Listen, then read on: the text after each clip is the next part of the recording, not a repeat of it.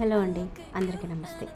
Pasta మన Telugu dish కానప్పటికీ social media పుణ్యమాని మనం దీని గురించి కూడా తెలుసుకున్నాము. అయితే ఏ డిష్నైనా ఇండియనైజ్ చేయడం మనకు అలవాటు అనమాట. అదేనండి, చైనీస్ వాళ్ళదైనా ఇటాలియన్ అయినా సరే దాన్ని కొద్దిగా ఇండియన్ టచ్ ఇస్తాం కదా, అలాగా. సో ఇప్పుడు దీన్ని అదే విధంగా ఎలా చేసుకోవాలో చూద్దాం. ముందుగా పాస్తాని ఉప్పేసి ఉడికించుకొని దాంట్లో ఆయిల్ కూడా వేసాను.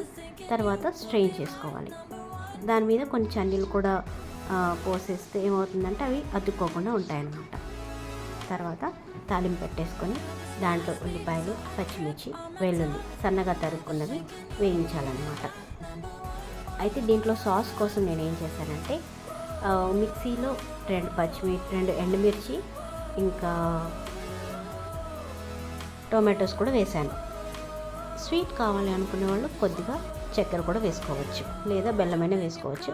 బట్ మేము స్వీట్ అంతగా ఇష్టపడము కాబట్టి నేను జస్ట్ ఇలాగ హాట్గా స్పైసీగానే చేస్తున్నాను. సో ఆ టొమాటో ప్యూరీని దీంట్లో వేసి మిక్స్ చేసుకోవాలి. ఇది వేగుతూ ఉండగానే కాస్త ఉప్పు, పసుపు, ఇంకా గరం మసాలా అన్నీ వేసి కూడా ఫ్రై చేసుకోవాలన్నమాట. అయితే మ్యాగీ మసాలా కనుక ఉంటే మీరు అది కూడా వేసుకోవచ్చు. నాకు ఇప్పుడు అందుబాటులో లేదు, నేను వేసుకోవట్లేదు. నేను ఇలాగ వేయిస్తూ నూనె పైకి తేలిన తర్వాత ఉడికించుకున్న పాస్తాను కూడా వేయొచ్చు అనమాట.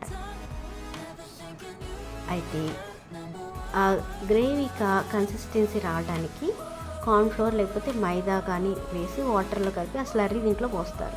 బట్ నా దగ్గర అవేవి అందుబాటులో లేవు. సో నేను అందుకని ఏం చేశాను, గోధుమ పిండి 1 స్పూన్ తీసుకొని దాంట్లో వాటర్ కలిపేసి ఆ మిక్చర్ దీంట్లో వేసాను అనమాట, ఆ కన్సిస్టెన్సీ రావడానికి అని చెప్పి. తర్వాత పాస్తా వేసేసి మూత పెట్టి ఒక 5 నిమిషాలు ఈ ఏదైతే గ్రేవీ మిక్చర్ ఉందో అదంతా దీనికి పాస్తాకి పట్టేటట్లుగా ఉంచుకున్నాను. తర్వాత తీసి చూసాను, చాలా బాగుందండి. మా వాడు ఈవినింగ్ వచ్చే టైంకి స్నాక్స్ అని అడిగితే ఇంట్లో ఏమీ లేవు, ఇది తింటారు లేదని ఇది చేసి పెట్టాను, పర్లేదు, బాగానే వర్కౌట్ అయింది. మీరు కూడా ట్రై చేయండి, డెఫినెట్గా చాలా బాగుంటుంది. స్వీట్ కావాలి అనుకుంటే కనుక కొద్దిగా షుగర్, ఇందాక టొమాటో సాస్ వేసుకున్నాం కదా, దాంట్లో యాడ్ చేసుకుంటే సరిపోతుంది. సబ్స్క్రైబ్.